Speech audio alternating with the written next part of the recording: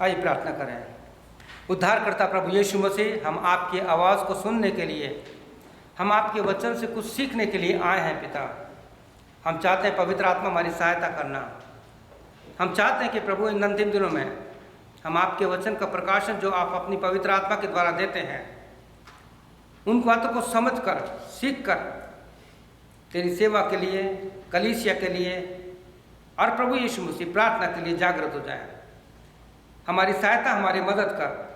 मेरे मुंह के बोल और मेरे हृदय के विचार यीशु आपको ग्रहण योग्य हो। आमीन। जैसा कि आप जानते हैं कि मैंने आपको मैसेज भेजा था कि आप लोग रोमियो का 16 चैप्टर पढ़ना, रोमन 16 चैप्टर। और अगर आपने पढ़ा है तो आपको बहुत अच्छा लगेगा, समझ में आ जाएगा आपको। इससे पहले कि मैं इस अध्ययन को बताऊं, मैं एक छोटी सी कहानी बताना चाहता हूं आपको। और मैं सोचता हूं कि इस कहानी को जब सुनाऊंगा तो आप लोग समझ जाएंगे कि किस प्रकार से आज पूरे संसार की इन सारी बातों में समस्या है। एक समय की बात है, किसी ने पास्टर को अपने घर पे खाने पे बुलाया, पति पत्नी ने खाने पे बुलाया और खाना खाया पास्टर साहब ने, और उसके बाद पास्टर साहब अपने घर चले गए। लेकिन हुआ, ध्यान से सुनिए, मैं आपसे कह रहा हूँ ध्यान से सुनिएगा। पास्टर साहब अपने घर चले गए, पति पत्नी को टेंशन हो गया। और टेंशन ये था कि उनको खाने का चम्मच नहीं मिल रहा था। उसने सोचा कि पास्टर साहब चम्मच को चोरी करके ले गए। समझ रहे? अब वो 1 साल तक टेंशन में रहे, 6-7 महीने समय बीतता गया, बहुत टेंशन में कि पास्टर साहब ने चम्मच की चोरी कर लिया। चलो, अब उन्होंने एक बार पास्टर साहब को फिर घर पे खाने पे बुला लिया कि चलो ये बात कंफर्म हो जाएगी कि क्या बात है। और जब पास्टर साहब ने खाना खा लिया, बात कर रहे थे, तो उनकी पत्नी ने बड़ी हेजिटेट में कहा, अब है क्लाइमेक्स, कि पास्टर साहब हम आपसे पूछना चाहते हैं कि लास्ट ईयर ध्यान देना, लास्ट ईयर हमने आपको खाने पे बुलाया था और हमारा चम्मच नहीं मिल रहा, आप चोरी करके ले गए, तो ठीक नहीं है। उन्होंने कहा चम्मच मैंने आपकी बाइबल में रखा था। समझे कुछ? 1 साल तक उनको चम्मच नहीं मिला, और चम्मच कहाँ था? बाइबल के अंदर। उनकी बाइबल जहाँ रखी थी उसमें पास्टर साहब ने चम्मच रख दिया कि देखते क्या होता है। कहने का मतलब है कि बाइबल के प्रति हम आप इतने जागृत नहीं हैं। आज इस दुनिया में जितना भी हो रहा है ना, कलीसियाओं में, मैं यूं तो आपको बताना चाहता हूँ, प्रभु के सेवकों के पास बाइबल पढ़ने का टाइम नहीं है। सही बता रहा हूं आपको। मैं बहुत से सेवकों से मिला हूँ, फोन पे मेरी बात होती है। वो क्या कहते हैं, अरे पास्टर साहब क्या बताएं, बाइबल पढ़ने का टाइम नहीं मिलता। तो बताइए कैसे कलीसिया को संभालेंगे हम? सवाल ही उठता है। इसलिए प्रिय भाइयों बहनों, मैंने अलग अलग स्टडी शुरू की है, और प्रभु ने चाहा तो आने वाले संडे को आप पढ़ के आइएगा। मरकुस रचित सुसमाचार केवल 16 अध्याय है। ये क्यों लिखा गया, क्या है इसकी खूबी, जो शॉर्ट स्टडी है वो बताऊंगा तो आप समझ जाएंगे इसके अध्याय के द्वारा कि ये मरकुस रचित सुसमाचार कितना इंपॉर्टेंट है। हमने मत्ती का देखा था, आउटलाइन स्टडी, अब मरकुस का देखेंगे। लेकिन आज जो मेरा सब्जेक्ट है वो है रोमन 16 चैप्टर। और रोमन 16 चैप्टर में आपका जो टॉपिक्स है वो है the true foundation of Christian relationship, यानी वास्तविक या सच्ची मसीहत रिलेशन की या रिश्तेदारी की, या जिसे बोलते हैं हमारा संबंध आपस में, उसका जो फाउंडेशन है, उसकी नींव है, वो क्या है? The true foundation of Christian relationship क्या है, वो सवाल उठता है। तो प्रिय भाई बहनों, मैं आपको बताना चाहता हूं, रिश्तों की नींव जो है वो यीशु मसीह ने डाली। क्यों? आप जानते हैं कोई भी मकान बनाया जाता है तो उसका नींव का पत्थर या कोने का पत्थर बहुत इंपॉर्टेंट होता है। कोने के पत्थर से उसका कॉर्नर की खूबसूरती बढ़ती है और नींव के पत्थर से बिल्डिंग खड़ी होती है। यीशु मसीह जो था नींव का पत्थर और कॉर्नर स्टोन है हमारा रिलेशन का। अगर यीशु मसीह आपका और मेरा और इस कलीसिया का और सुनने वाले भाई और बहनों का यीशु मसीह कॉर्नर स्टोन है, नींव का पत्थर है, तो हमारे रिलेशन की जो बिल्डिंग बनेगी that will be very strong. Devil can not touch that building और अवर रिलेशन। तो प्रभु के वचन में लिखा है, मैं आपके लिए एक वचन पढ़ना चाहता हूं जो इफिशियंस उसका 2 अध्याय 19 वचन से शुरू होता है। अपनी बाइबल खोलिए और देखिए कि मैं क्या पढ़ रहा हूं। The book of efficiency chapter 2 उसका 19 से लेके आगे। देखिए, जब बाइबल का मैं अध्ययन दे रहा हूं, आपको अलग अलग किताबों का अध्ययन दे रहा हूं, जैसे मैंने आपको बताया कि आने वाले संडे को मैं मरकुस रचित सुसमाचार का अध्ययन दूंगा कि ये किताब क्यों लिखी गई, क्या है इसमें, सवाल ही उठता है, तो आपको काफी बातें पता लगेगी। तो यह इस प्रकार से लिखा है इफिसियों 2:19 से, इसलिए तुम अब विदेशी और मुसाफिर नहीं रहे, परंतु पवित्र लोगों के संगी स्वदेशी और परमेश्वर के घराने के हो गए हो। If we have the right relationship with Jesus Christ, तो हम जो है मसीह घराने के हो गए हैं, जिसमें सारी रचना एक साथ मिल करके प्रभु में एक पवित्र मंदिर बनाती है। The relation start the church, जो मसीह सहभागिता है वो कलीसिया को शुरू करती है, जिसमें तुम में आत्मा के द्वारा परमेश्वर का निवास स्थान होने के लिए एक साथ बनाए जाते हो। पत्थरों को जोड़ करके एक मकान बनाया जाता है। यहाँ पे लकड़ियों को ठोक पीट करके एक बिल्डिंग बनाई जाती है। और जब आप प्रेरित पहला पत्र 2:5 पढ़ेंगे तो वहां लिखा, और तुम आप जीवते पत्थरों की नाई आत्मिक घर बनते जानते हो। We should be the living stone, हम एक ऐसे पत्थर बनने चाहिए कि एक आत्मिक घर बने। और आगे कहता है, जिसमें तुम आत्मा के द्वारा परमेश्वर का निवास होने के लिए बनाए जाते हो। जब भी कोई बीमार या पापी यीशु मसीह के पास आया, यह है खास बात। अब बाइबल पढ़िए, चारों सुसमाचार पढ़िए। जब भी कोई बीमार, दुखी, लाचार, इवन दो ऐसा व्यक्ति जिसने जीवन में बहुत पाप किया था, प्रभु ने उसको रिलेशन से संबोधित किया, बेटा या बेटी। कितनी सुंदर बात है जो मैं आपको बता रहा हूं। ये जो 16 अध्याय भी शुरू नहीं हुआ है, ये एक जस्ट बता रहा हूं कि रिलेशन कैसे शुरू हुए, किस प्रकार से रिलेशन कैसे प्रारंभ हुए, जो आज दुनिया के किसी भी विश्वास करने वालों के पास ये रिलेशन नहीं पाए जाएंगे। इवन दो हम जो बहुत से लोग मसीह कहते हैं, उनके पास भी रिलेशन नहीं पाए जाते, unless Jesus is the foundation of this relationship. तब तक कि यीशु मसीह हमारे इस संबंधों का नहीं हो। और जब भी कोई प्रभु यीशु मसीह के पास आया, यीशु ने बड़े प्रेम से देखा। यहाँ तक बाइबल में लिखा है कि एक व्यक्ति जो था, जवान था, वो सरदार था, धनी था, प्रभु यीशु मसीह के पास आया। मत्ती, मरकुस, लूका तीनों में लिखा है, यीशु मसीह के पास आया। उसने कहा, अनंत राज्य का वारिस होने के लिए मैं क्या करूं, क्या करूं मैं? तो लिखा है, यीशु ने उससे प्रेम किया। और इंग्लिश में लिखा है, जीसस पेनेट्रेट हिम, उसको वार पर देखा, अंदर तक देखा कि इसमें ऐसी कौन सी कमी है, वो मेरा सब्जेक्ट नहीं है। मेरा कहने का मतलब है, जब भी प्रभु यीशु मसीह के पास आया, लिखा यीशु ने उससे प्रेम किया। और जो वो स्त्री, 2 स्त्रियों का वर्णन बहुत अच्छा है बाइबल में, जिसका अध्ययन मैं देख चुका हूँ।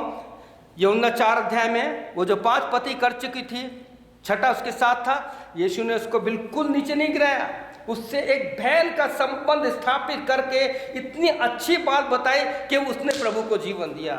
एक और बच्ची को देखते हैं कि जो व्यभिचार में पकड़ी गई थी, लोग पथराव करना चाहते थे, लेकिन किस प्रकार से उससे यीशु ने अपनी बेटी का संबंध स्थापित किया, बहन का संबंध स्थापित किया। तो परमेश्वर के वचन में लिखा है कि आज क्यों ऐसे संबंध नहीं है, सवाल ये उठता है। If the Jesus is the foundation stone, यदि यीशु मसीह हमारे आत्मिक जीवन का वो पत्थर है, वो रिलेशन बनाने वाला, तो आज हमारे जीवनों में ये संबंध क्यों नहीं है, सवाल होता है। क्योंकि मत्ती रचित सुसमाचार, मैथ्यू 24:12 पढ़ेंगे कि अधर्म के बढ़ने से, अंत के दिनों में अधर्म के बढ़ने से प्रेम ठंडा हो जाएगा। मैं तो कहता हूँ प्रेम ठंडा क्या है ही नहीं आजकल दुनिया में। और इसी के साथ अगर आप दूसरा वचन पढ़ेंगे प्रकाशित वाक्य का, वहां पे परमेश्वर अपने पवित्र आत्मा के द्वारा, जब आप पढ़ेंगे प्रकाशित वाक्य उसका 2 अध्याय, वहां पे कहते हैं कि मुझे तेरे विरुद्ध एक बात कहनी है कि तूने अपना पहला सा प्रेम छोड़ दिया है। आज आपको और मेरे को इस बात सीखनी है। हम जितने भी यहाँ बैठे हैं, जितने भी लोग सुन रहे हैं, मैं आपसे विनती करना चाहता हूँ, क्या हमारे अंदर वो प्यार है जो पहले था? सोचिए, दिल पे हाथ रखिए। कहीं इतना ऐसा तो नहीं है कि हम बहुत नजदीक आ गए एक दूसरे के, उनकी गलतियों को ज्यादा देख लिया है, इसलिए हमारा प्रेम ठंडा पड़ गया है। सोचिए, मैं आपसे एक ही बात कहता हूं और बार बार मैं दुनिया के लोगों से भी कहा है कि इंसान में अच्छाई को देखिए, उसको ले लीजिए, और उसको कमी को देखते तो उसके लिए प्रार्थना कीजिए, उसके साथ बैठिए। लास्ट संडे बताया था मैंने, उसके साथ बैठिए, संगति कीजिए, टाइम निकालिए, इस संबंधों को बढ़ाने के लिए टाइम निकालिए कि भाई या बहन मुझको थोड़ी सी कमी लग रही है, मुझे कंफ्यूजन है, आइए हम आपस में प्रार्थना करते हैं।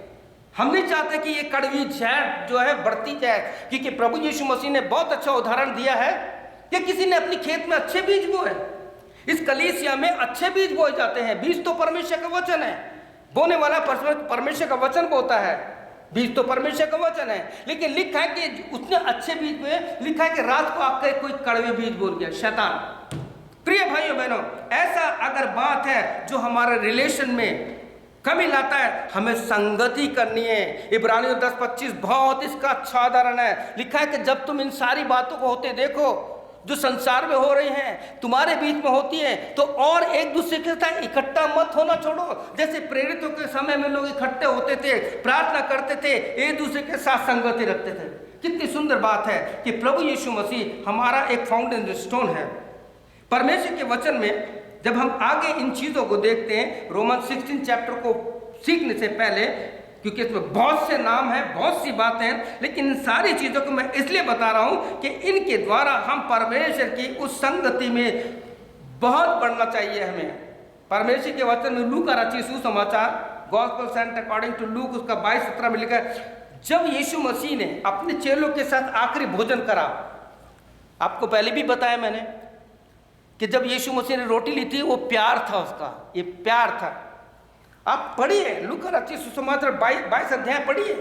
जब यीशु मसीह ने रोटी और अपना दाखरस दिया तो उनसे कहा आपस में इसे बांट लो। यहां से शुरू हुआ है गॉस्पेल कार्य। यीशु ने कहा आपस में इसको बांट लो। अब वहां पे कहने का संबंध क्या था, क्या अर्थ था? क्योंकि इसी चैप्टर को पढ़ेंगे तो स्टार्टिंग में लिखा है कि प्रभु ने कहा कि मेरी बहुत इच्छा थी कि इस संसार को छोड़ने से पहले, सारी बातों को पूरा करने से पहले मैं तुम्हारे साथ आखिरी भोज खाऊं, उस प्यार को बांट सकूं। तो प्रभु कहना चाहते थे जो प्यार और जो जीवन मैंने तुम्हें दिया है, रोटी क्या था? उसका शरीर था। खून क्या था? दाखरस क्या था? उसके खून का सिंबल था, मतलब खून में जीवन है और गोश्त में हमारे को ताकत है। तो प्रभु ने यही बताना चाहता था, कहने का मतलब था कि तुम एक दूसरे के साथ आत्मिक रूप से बढ़ते हुए लोगों को वो जीवन, वो सब कुछ जो मैं तुम्हें बांटा है, लोगों में बांटना शुरू कर दो। और चेलों ने इस काम को शुरू किया। अब सवाल ये उठता है कि हम कैसे सीखें relation, how can we maintain our godly relationship, सवाल उठता। अब यह है मुख्य बात जो हमें मरकुस रोमी 16 अध्याय में मिलती है। आप पौलुस के बारे में जानते हैं, पौलुस के बारे में हमने बहुत कुछ सीखा है।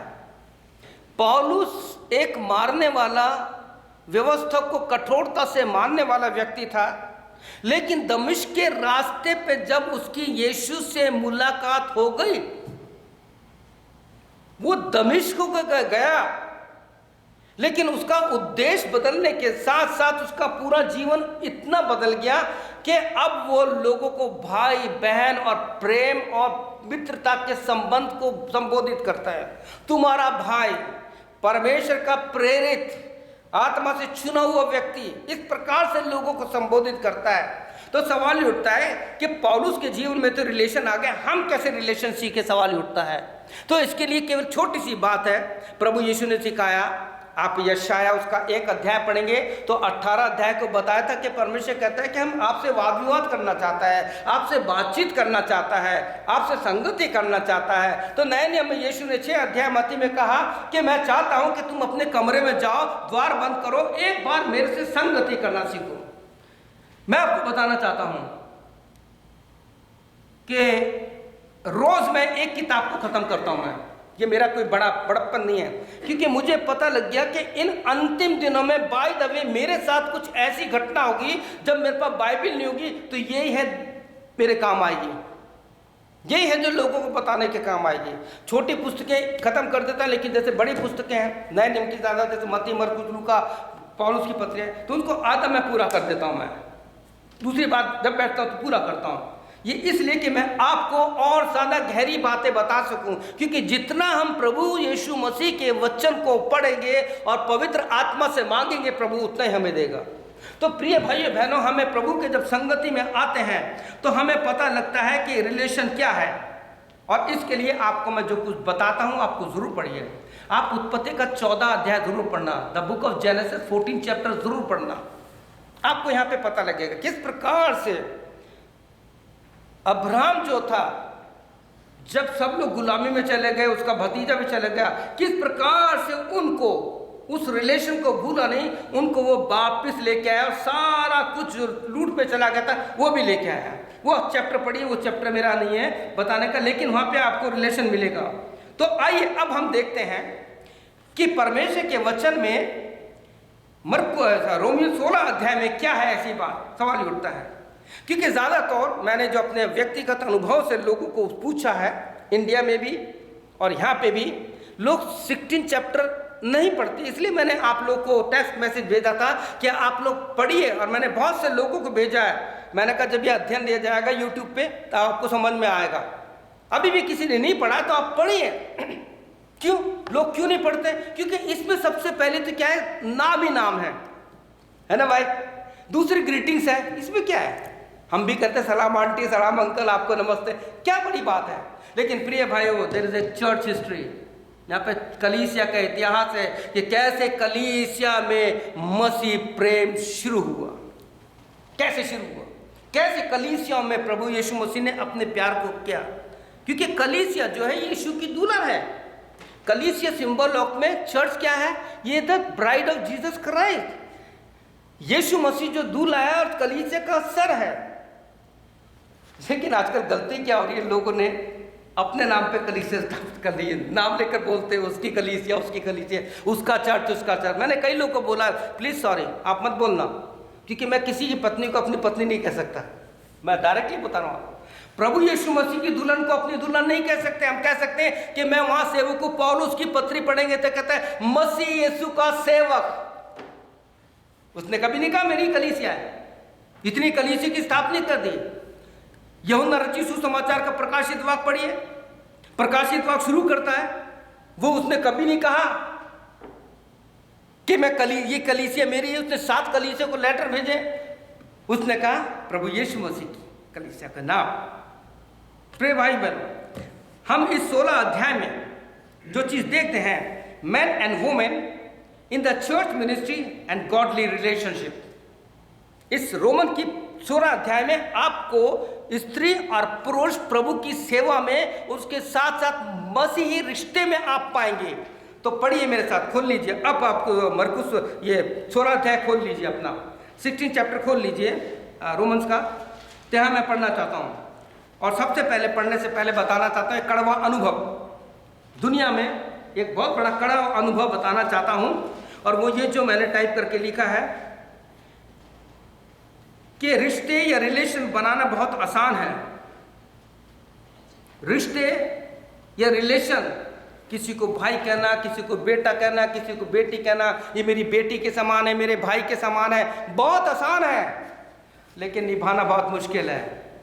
But unless we have the love of Jesus Christ, we cannot follow this relation.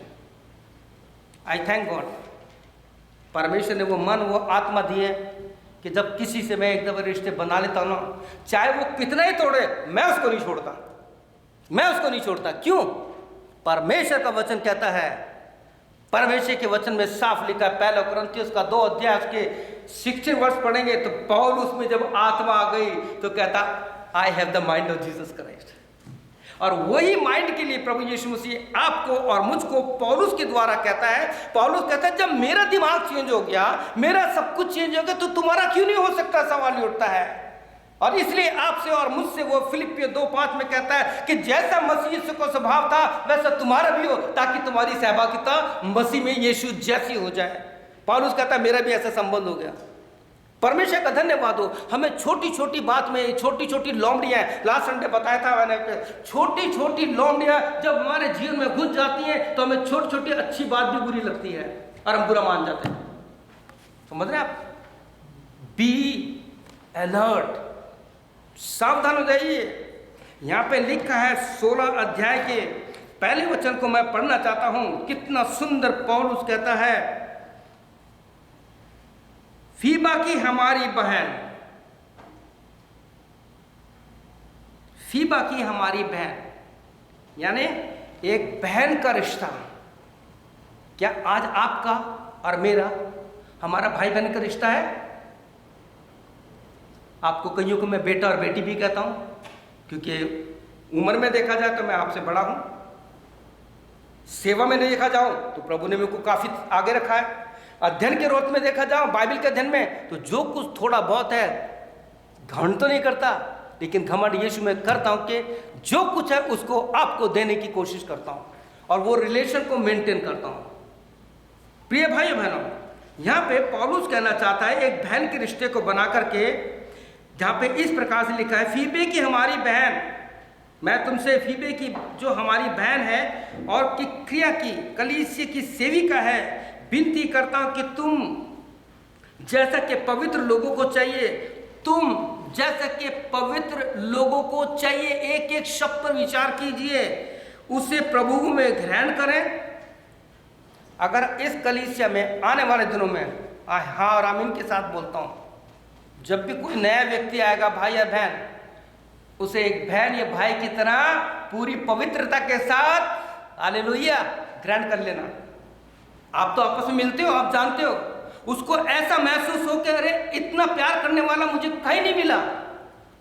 यहाँ के लोग मुझको प्यार करते हैं, देखो सबको छोड़कर मेरे पास आपसे पूछ रहे हैं कैसे हो, आपका क्या हाल है, हमारे लायक कोई सेवा हो तो बताइए, हम आपके लिए प्रार्थना करेंगे। ये शब्द बहुत हो जाएंगे आपके लिए। तो कहता है उनको ग्रहण करो और जिस किसी बात में उसको तुम्हारा प्रयोजन हो उसकी सहायता करो, क्योंकि वह भी बहुतों की वरन मेरी भी उपकारणी हुई है।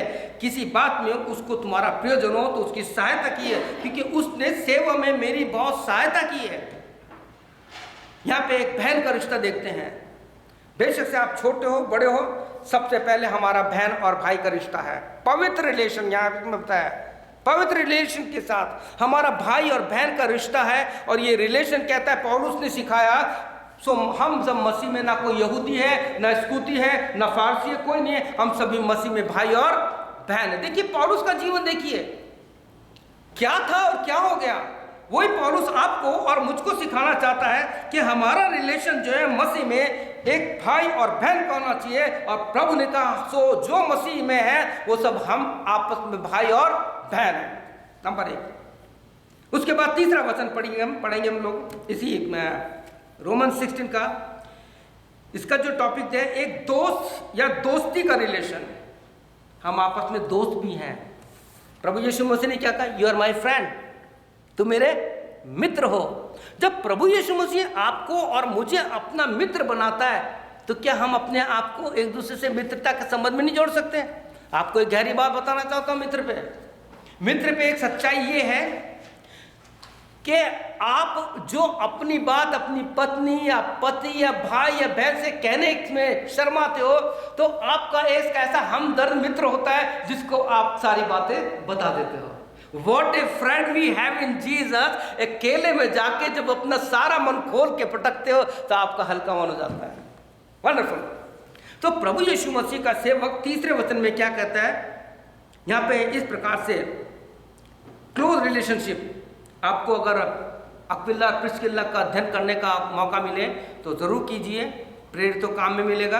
अगर आप कहेंगे तो आपकी पूरी सीरीज में वर्सेस दे दूंगा, आप पढ़ने के बाद आपको इस पति और पत्नी का अध्ययन का मिल जाएगा। बहुत ही सुंदर अध्ययन है।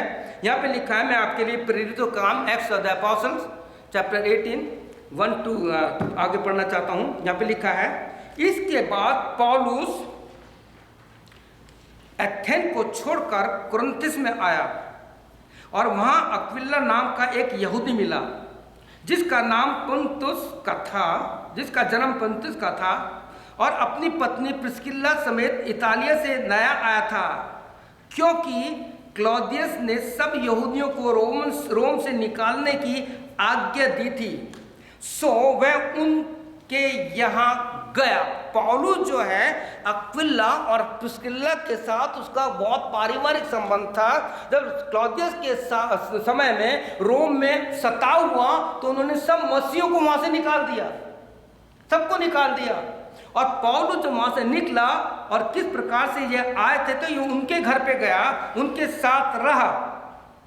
प्रिस्किल्ला और अक्विला को जो मसीह यीशु में मेरे सहकर्मी हैं, नमस्कार या नमस्कार कहता है। मैं आपको बताना चाहता हूं, हिंदी में कुछ मीटिंग ने जब इसको ट्रांसलेशन किया जा रहा था, बाइबल के समय में लोग सलाम के नाम से एक दूसरे को संबोधित करते थे। शालोम से निकला है, सलामती का परमेश्वर तुम्हारे साथ हो। और पौलुस के समय में आप जब पढ़ेंगे तो क्या, पवित्र चुंबनों के साथ एक दूसरे को मेरा प्रणाम, मेरा सलाम। लेकिन यहाँ पे जो नमस्कार लिखा है, इस पर हम नहीं जाएंगे क्योंकि वर्ड नहीं मिले, इसलिए उन्होंने नमस्कार क्या किया। अब मैं आपको बताना चाहता हूं, क्या आप जानते हैं कि ये जो पति पत्नी है, इनके लिए क्या कहा गया है इतिहास में? इतिहास में इनको कौन सा दर्जा दिया गया है? तो मैं बताना चाहता हूं, जो कुछ भी मैंने अपनी पुरानी डायरी से निकाला, या लिखा Aquila and Priscilla travel for the lords. इन्होंने पौलुस के पीछे इस सेवा में उसके साथ जो सहकर्मी थे, इन्होंने इतनी यात्रा की है, बार बार उनको शहर और घर छोड़ करके जाना पड़ता था प्रभु की सेवा के लिए। दूसरा इनका बारे में कहा गया है जो है Aquila and Priscilla a godly married for ministry. इतिहास की बता रहा हूं मैं आपको, जो हमने सेमिनरी में लिखे थे उसी में से निकाल के बताया मैंने कि इनको बोला गया था, इनका विवाह जो हुआ था खास सेवा के मकसद से ही हुआ था। पौलुस के साथ लगे में, आप गूगल में जाना अक्विला और प्रिस्किल्ला का आप पढ़िएगा, आपको तो सब कुछ मिल जाएगा। हमारे समय में तो कुछ था नहीं, लेकिन जो अध्ययन किए कमेंट्री पढ़ करके लाइब्रेरी में जा के इकट्ठा करते थे। लेकिन प्रभु का धन्यवाद हो, परमेश्वर ने आज भी मेरे को भी ये दिया है कि मैं भी कभी कभी उनसे सहारा ले लेता हूँ। इसके बाद हम एक चीज और देखते हैं, तीसरी जो बात है 7वें वचन में, आप देखिए 7वें वचन में लिखा है अंदून त्रिकुस और यूनियास को जो मेरे कुटुंबी हैं। अब यहां पे देखिए आप, ये कौन है? ये जो दो नाम हैं अंद्रुनिकुस और यूनियास, जो मेरे कुटुंबी हैं और मेरे साथ कैदी हुए थे और प्रेरितों में नामी है और मुझसे पहले मसीह यीशु में आए थे, नमस्कार। प्रियो, मैं एक बात पूछना चाहता हूं, हमारे परिवार में कौन है जो हमसे पहले मसीह में आया? सवाल उठता है। मेरे खानदान में, मेरे पूरे खानदान में, ननिहाल लो या दादोग लो, I am the first person who receive Jesus Christ as my personal saviour. I am the first person. उसके बाद मेरे भाई और सब भाई। आज हम परिवार में, हम 2 भाई प्रभु की सेवा में हैं। यहां पे लिखा है कि जो 2 भाई थे, ये पौलुस के साथ बराबर जेलों में गए, दुख तकलीफ उठाया, प्रेरितों में बहुत ही आगे बढ़े हुए थे और इनका जो जीवन था पौलुस से पहले मसीह में आए थे। लेकिन देखिए, पौलुस ने 13 पत्री लिख दी, इनने एक भी नहीं लिखी। ये है मसीह से गहरे संबंध का अर्थ। जब हमारा मसीह यीशु से बहुत गहरा संबंध हो जाता है ना, तो हम कुछ लिखते हैं। आज जो कुछ भी लिख रहा हूं मैं, ये खाली नहीं जाएगा। आने वाली पीढ़ी में अगर लोग पढ़ेंगे तो आशीष पाएंगे। जब इसकी किताब छप जाएगी, मेरा उद्देश्य है कि ये जो कुछ लिख रहा हूं, जो भी टाइप कर रहा हूं, वो आने वाली पीढ़ी के लिए हो, ताकि वो पढ़े, इसका अनुवाद हो जाए, ताकि प्रभु यीशु मसीह की महिमा हो। इन चीजों को देखते हुए हम इन बातों को और आगे समझ सकते थे। ये पौलुस के कॉजन ब्रदर और भाई बहन थे। भाई बहन होने के बाद भी इस रिलेशन को, जो मसीह में एक संबंध था, इसको नहीं भूला। उन्होंने उसकी सेवा के लिए जो कुछ सेवा कलीसिया में की थी, उनको सलाम भेजा, उनको ग्रीटिंग भेजा। प्रिय भाई बहनों, मैं आपको बताना चाहता हूँ, अगर आप चाहते हैं, आपके पास व्हाट्सएप है, आपके पास गूगल है, आपके पास कंप्यूटर है, लिस्ट बनाइए। जो आपको कोई पूछे या ना पूछे, आपको विश्वास नहीं होगा मैं किस किस को बर्थडे के ग्रीटिंग नहीं भेजता। मैं यहाँ पे क्या है ये है मसीह सहभागिता। ये लोगों को सोचने पे बाध्य कर देता है कि हम तो पूछते नहीं, ये क्यों पूछता है? तो I can say I have the mind of Jesus Christ. मुझ में मसीह का स्वभाव है, इसलिए आपको सलाम करता हूँ, इसलिए आपके साथ संबंध रखता हूँ। क्योंकि हमें जीते जी संबंध रखने, इस दुनिया को छोड़ने के बाद कोई संबंध नहीं है। आज सुबह जब मैं प्रार्थना कर रहा था तो एक दिमाग में बात आई, इसको किसी अदर वे मत लेना। हमारा जो मसीह संबंध है ना, ये कोई कपड़ा है, जूता नहीं है कि जब तक नया है तो उसको हम अपने पास रखते हैं और पुराना रहने के बाद फेंक देते हैं। जिस सुबह प्रभु ने मेरे दिमाग में डाला और सोचने लगा, मैंने कहा प्रभु कहीं मेरे जीवन में तो किसी के प्रति ऐसा नहीं है कि मैंने उसको जीवन में एक नए कपड़े के रूप में लिया और जब पुराना हो गया तो छोड़ दिया। नहीं, कभी मत करो ये। प्रभु ने बहुत ही अच्छी अपनी इन सारे सुसमाचार में सारी बातें दी हैं। किस प्रकार से इन्होंने पौलुस के साथ दुख और तकलीफ उठाई, ये पौलुस के भाई थे। इसके बाद 6वां वचन हम पढ़ेंगे, रोमन्स का 6वां वचन जो पढ़ रहा हूं मैं आपके लिए। 4थी बात में मरियम को जिसने तुम्हारे लिए बहुत परिश्रम किया है। अब ये मरियम क्या है? बाइबल में 6 मरियम है, 6 मरियम है। प्रभु ने चाहा, अगर आप याद दिला देंगे, क्या मेरे को व्हाट्सएप पे मैसेज भेजने के पास है साहब, आपने कहा था 6 मरियम है, इसका अध्ययन चाहते हैं हम, तो वो भी अध्ययन दे दूंगा। जब तक आप नहीं पूछेंगे मैं नहीं दूंगा। मैं दिस शुड बी क्रिएटिव। आपके जीवन में एक इच्छा होनी चाहिए कि यार हमें इसके बारे में जानना है। तो 6 मरियम थे, लेकिन यहाँ पे ये एक वो मरियम है जिसके बारे में अननोन बताया गया। कौन सी मरियम है? लेकिन प्रभु ने, देखिए कई बार क्या होता है, कलीसिया में जो बहुत समय से नहीं आए, जिन्होंने कलीसिया छोड़ दिया तो हमने भी उनको छोड़ दिया। मैं आज भी, जब मैं फर्स्ट टाइम इस चर्च में आया था, जिनके नंबर मेरे पास है, मैं उनको आज भी कभी कभी कॉल करके उनसे हालचाल पूछता हूँ। हालांकि उनको मैं नहीं जानता, बहुत कम रिलेशन हुआ मेरा। उसके बाद क्या हुआ आप जानते हैं, कैसे क्या हुआ, लेकिन फिर भी मैं उनको कभी कभी उनको मैसेज भेजता हूँ। ये है सारी बातें कि अगर कोई आपके और मेरे दिमाग से उसकी तस्वीर धुंधली हो गई तो उसको पहुँच करके और साफ कीजिए, क्लियर कीजिए, ताकि हमारी मसीह सहभागिता आगे बढ़ते जाए। बहुत से नाम है, लेकिन कुछ एक नाम के बारे में मैं आपको बता रहा हूँ। आप पढ़िएगा और देखिएगा किस प्रकार से इस रोमन्स की पत्र में इस अच्छे रिलेशन के बारे में बताया गया कि मरियम से वो एक आत्मिक रिश्ता बता रहा है, एक आत्मिक रिश्ता कि इस बहन ने किस प्रकार से इस कलीसिया में काम किया। आगे हम 12वां वचन पढ़ेंगे, 5th जो है 12वां वचन पढ़ेंगे। फिर एक आत्मिक रिलेशन बताना चाहता है, स्पिरिचुअल रिलेशनशिप। पौलुस ने बहुत गहराई से इस चीज को जाना और उसको मेंटेन किया, उसको बराबर बनाए रखा, और उसी रिश्ते के कारण रोम में कलीसिया दोबारा स्थापित हो गई। जब रोम से लोगों को निकाल दिया गया था, लेकिन वहां जाने के बाद रोम में कलीसिया बन गई इसी संबंधों के अनुसार। तो यहाँ पे मैं आपके लिए पढ़ना चाहता हूँ पौलुस वचन में, बहुत सुंदर है इनका भी। त्रुफेना और त्रुफोसा को जो प्रभु में परिश्रम करती नमस्कार। प्रिय परसिस को जिसने प्रभु में बहुत परिश्रम किया है नमस्कार। इस वचन में 3 लोगों के नाम आए हैं। अब यहाँ पे जो 2 नाम आए हैं, त्रुफेना और त्रुफोसा, ये कौन है सवाल उठता है। तो इतिहास बताता है, अपनी पुरानी किताबों में से निकाला, मैं अपनी पुरानी डायरी में से निकाला, वहाँ पे ये इन जो बहनों के बारे में बताया है। ऐसा माना जाता है कि दोनों बहन ये ट्विंस थी, ये जुड़वा थी बहनें, और जुड़वा होने के साथ साथ प्रभु के कार्य में बहुत आगे बढ़ी थी, साथ रहती थी सेवा में बराबर।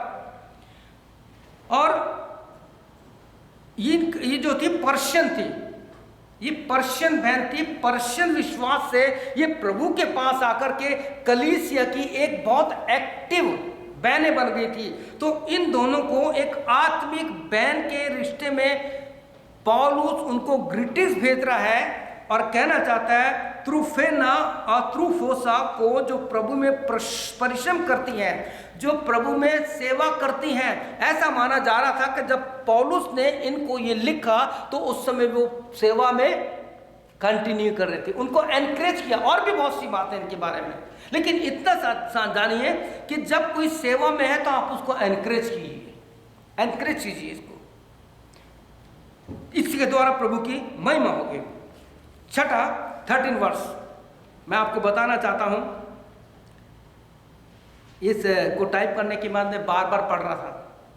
फ्राइडे को मेरी माँ मुझे बहुत याद आई, बहुत याद आई। एक एक उसकी एक एक हरकत याद आई।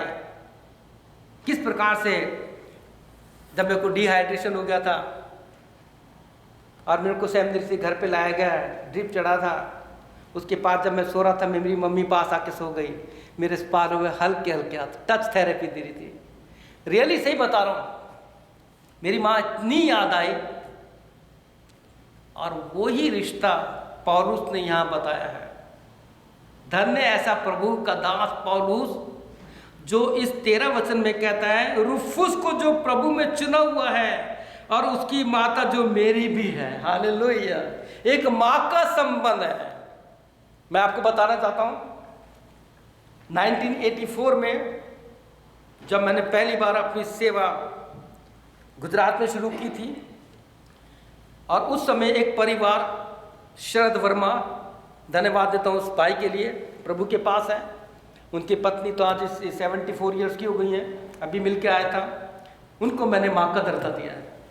उनका बेटा अमेरिका में है, आशीष वर्मा, अगर सुन रहे थे प्रभु आपको आशीष दे। आज भी मैं उनको फ़ोन करता हूँ, हर बर्थडे पे उनको विश करता हूँ, मुझे बेटे के समान पे। और every day 3 times she prayed for me। सुनिए पौलुस क्या कहता है, रुफुस को जो प्रभु में चुना हुआ है, उसकी माता को जो मेरी भी माँ है, दोनों को नमस्कार, दोनों को नमस्कार। रुफुस से इसका बहुत गहरा संबंध था। उसकी माँ को इसने अपनी माँ कह दिया। और आप जानते हैं आज माता पिता का क्या हाल है दुनिया में। प्रिय भाइयों बहनों, आप जितने भी सुन रहे हैं, मैं आपसे कहना चाहता हूं, माँ बाप से बढ़कर कोई नहीं है दुनिया में। किसी ने कहा अगर आपने माँ बाप के पैरों को छू लिया या माँ बाप को आशीर्वाद ले लिया तो आपको किसी के पैरों पर पड़ने की जरूरत नहीं पड़ेगी, किसी से आपको भीख मांगने की जरूरत नहीं पड़ेगी। आपको याद है हमारा समय का एक पुराना गीत था, ले लो दुआएं माँ बाप की, सर से उतरेगी गठरी बाप की। सच में किसी ने लिखा था कि अगर आपने अपने माँ बाप के आंसू बहा दिए तो आपने सारा अपना खत्म कर दिया। माँ बाप के आंसू मत आन दीजिए, माँ बाप के आंसू पहुँच लीजिए, माँ बाप से संबंध रखिए जब तक माँ बाप हैं। प्रिय भाई बहनों, माँ और बाप से बढ़कर कोई चीज़ नहीं। मुझसे पूछो माँ और बाप क्या होते हैं, क्योंकि मेरे माँ बाप चले गए। मेरे को तो अपने माता पिता की सेवा करने का भी समय नहीं मिला इतना, क्योंकि सेवा में रहा है इधर उधर। मैंने तो आज तक देखा भी नहीं, आखिरी टाइम पे भी नहीं देखा, उनकी ग्रेव भी नहीं देखी। क्यों? क्योंकि हमारे माता पिता ने कहा था कि हम एक दिन वहाँ मिलेंगे। It is called relation with Jesus Christ. जब यीशु मसीह से हमारा संबंध है तो वो ज़मीन का रिश्ता नहीं होता, वो आसमान का स्वर का रिश्ता होता है। और वो रिश्ता ऐसा होता है कि कभी बदलता नहीं है। मैं चाहता हूँ कि इस अध्ययन के द्वारा आपका और मेरा रिश्ता ऐसा हो जाए कलीसियाओं का, प्रभु के सेवकों का रिश्ता कलीसिया से ऐसा हो जाए कि हर एक को भाई बहन मित्र या किसी बुजुर्ग को कह सकती है तुम्हारी माँ मेरी माँ हो। यह है इस अध्ययन का, इस 16 अध्याय का निचोड़। My Lord Jesus is willing to create a new relation in our church, in universal church। कितना सुंदर है कि कहता वो मेरी माँ भी है। मैं एक और पढ़ना चाहूँगा, इसके बाद 7वां टॉपिक है 15वां वचन। मैं आपको बताना चाहता हूँ इस 15 वचन में क्या है। 15 वचन में क्या है? फिलुलगुस और यूलिया और नेयर्स और उसकी बहन और उलुम्पस और उनके साथ के सब पवित्र लोगों को नमस्कार। एक बहन और अन्य लोगों को किस प्रकार से वो नाम लेकर के संबंध कर रहा है। और 5वां वचन जो मैं पढ़ना चाहता हूँ वो है और उस कलीसिया को भी नमस्कार जो उसके घर में है। मेरे प्रिय इपेनितुस को जो मसीह के लिए आसिया का पहला फल है नमस्कार। ये जो व्यक्ति है पौलुस के द्वारा, पहली बार पौलुस के द्वारा ये बचाया गया था। इस अध्याय से आपको पता लगेगा कि ये जो व्यक्ति है, इनको सब लोगों को ग्रीटिंग करने के बाद यह बताना चाहता है पौलुस 5वें वचन में। मैंने 5वां वचन इसलिए लास्ट में लिया है क्योंकि इसमें मेरी एक कहानी है, सच्ची कहानी है। उस कलीसिया को भी नमस्कार, ध्यान से दिए, जो उसके घर में है। एक तो फिलेमोन की घर की कलीसिया थी, जॉन मरकुस जो था उसके भी घर में चेले इकट्ठे होते थे। यह लिखा है, मेरे प्रिय इपेनीतुस को, जो मसीह के लिए मेरी सेवा का पहला फल है, नमस्कार, सलाम। मैं आपको बताना चाहता हूं मेरे जीवन का पहला फल। आज भी मैंने मैसेज भेजा, कल भी भेजा। उस बच्ची का नाम ही मैंने रखा था स्वीटी। मैंने उसको टेक्स्ट भेजा, मैंने कहा स्वीटी आपके नंबर, आपके नाम की सही स्पेलिंग क्या लिखती हो? तो उसने मुझको कहा, भैया मेरे नाम की जो स्पेलिंग है SHERLLY, शर्ली मैसी। जब मैं सेकंड और थर्ड ईयर में था, मैं जोधपुर में जाके जब काम करता था, उनके घर ठहरता था। वो बच्ची बचाई गई, आज उसके 2 बेटे हैं।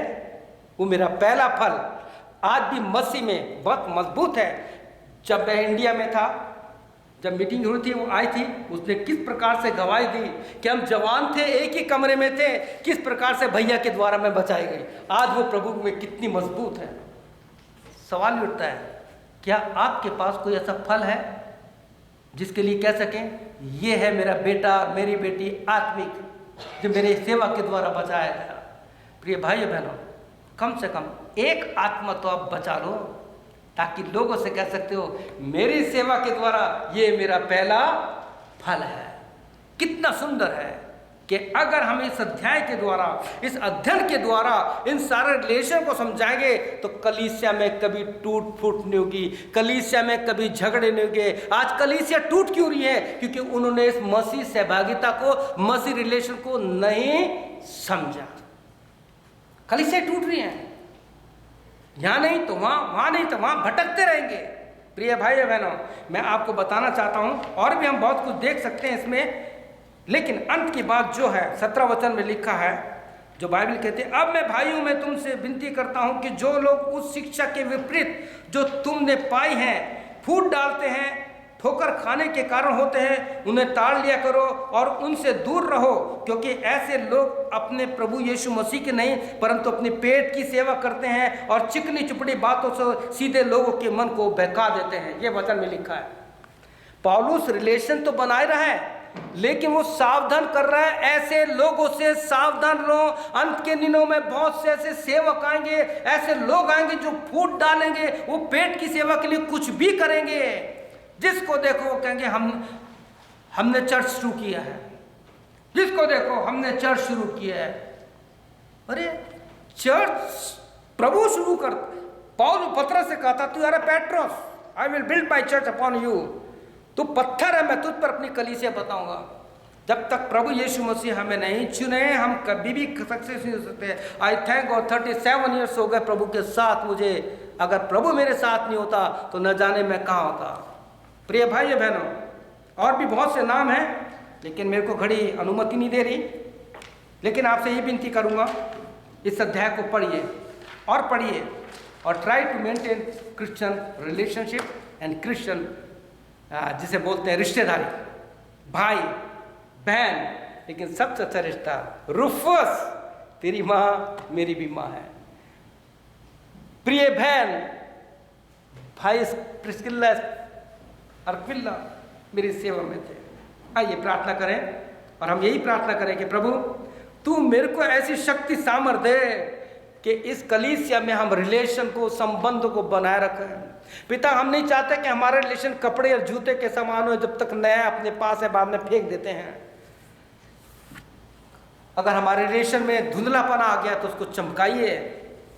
आपके एक मिरर पे मिट्टी आती है, उसको चमकाते हैं ताकि आपका चेहरा साफ दिखे। बाइबल कहते हैं भी हमें आईने में, दर्पण में धुंधला दिखाई देता है, लेकिन एक समय आएगा कि हम आमने सामने प्रभु को देखेंगे, साफ साफ देखेंगे। आइए प्रार्थना करें।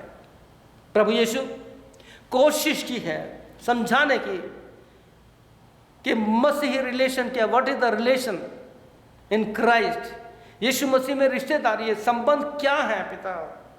वो पौलुस जो कभी रिश्तेदारी को समझता नहीं था, पिता किस प्रकार से उसके जीवन में जब तू आया, किसी को बहन, किसी को भाई, और यहाँ तक कहता कि रुफूस तेरी माँ मेरी भी माँ है। प्यारे प्रभु, हमें इस अंतिम दिनों में अच्छे संबंध को मेंटेन करने में, अपने मसीह रिश्तेदारी को, भाई और बहन, बेटे और बेटी, माता और पिता, बेटे, इन मित्र के संबंध को मसीह में पवित्रता के साथ आगे बढ़ाने के लिए सहायता कीजिए, ताकि कलीसिया उन्नति पाए, ताकि जो भी यहाँ नया आता है वो महसूस कर सके कि यहाँ पे मसीह यीशु का प्यार पाया जाता है, मसीह यीशु की संगति पाया जाता है। जिन लोगों के दिमागों में पुरानी बातें निकाल करके उनका दिमाग नया कर दे पिता, ताकि तेरी महिमा हो, क्योंकि हम अंतिम दिनों में रह रहे हैं। सारी महिमा तुझे देते हैं। हर एक भाई और बहन को प्रभु तू आशीष दीजिए। प्रार्थना यीशु मसीह के नाम से मांगते हैं, आमीन।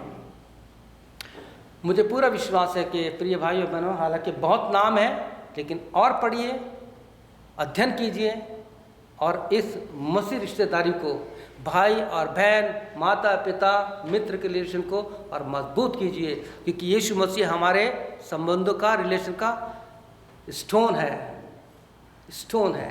प्रभु आपको आशीष दे। May God bless you.